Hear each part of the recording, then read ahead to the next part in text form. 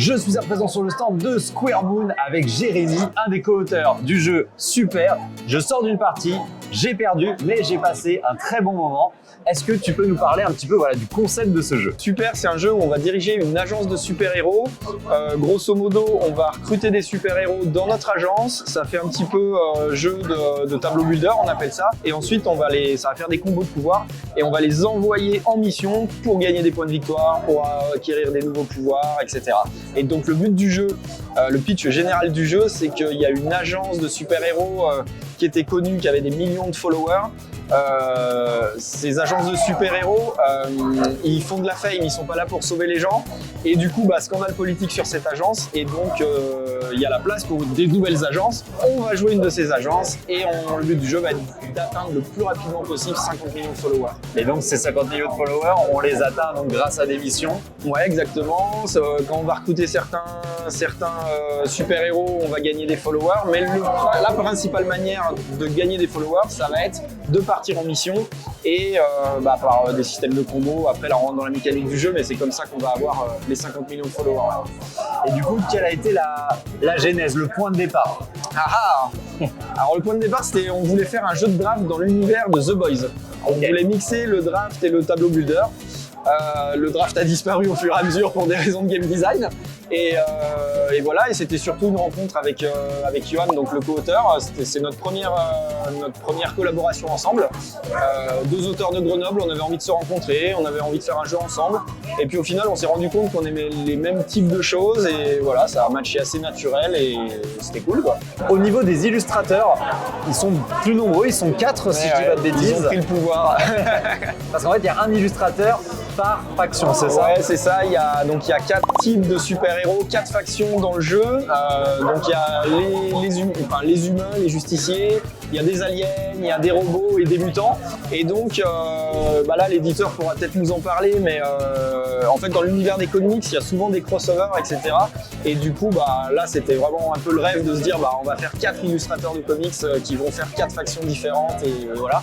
Et le résultat global, en matchant tous les univers, marche super bien, quoi. Donc nous, en tant qu'auteur, on est ravis parce que le travail éditorial a été fou sur le jeu.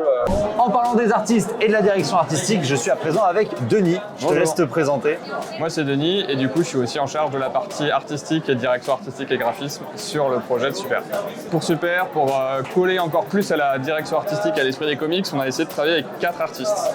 Donc on est allé chercher des artistes qui sont issus du monde du comics, mais pas forcément. Pas que. Il y en a, c'est issu du comics, mais pas tout le monde. C'est ça. Certains ont travaillé sur du jeu de société, mais assez peu. Et globalement, ils travaillent sur du webtoons, du comics ou un petit peu de la BD. On a Frank Calico qui fait du chara design depuis 2019 et qui, lui, va avoir un style assez nerveux, assez dynamique.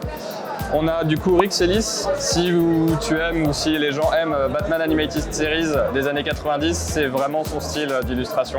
Okay. Une inspiration très comics à l'ancienne. On a David Thor qui lui a fait un petit peu de Dead Cells et un petit peu de comics indépendants. Et on a Roland Bocchi qui lui travaille pour Marvel et Image, notamment sur du Franken-Castle ou du Punisher ou même du Ghost Rider. Excellent, excellent. On a essayé de réunir ça pour coller un peu à la dynamique des comics, à savoir chaque artiste va illustrer une faction. Et un peu reprendre cet univers et cette idée d'univers partagé, mais avec des artistes différents, comme il peut y avoir chez certains éditeurs. Au niveau du public, oui, à qui va s'adresser ce jeu? Là, je vois 10 ans et plus.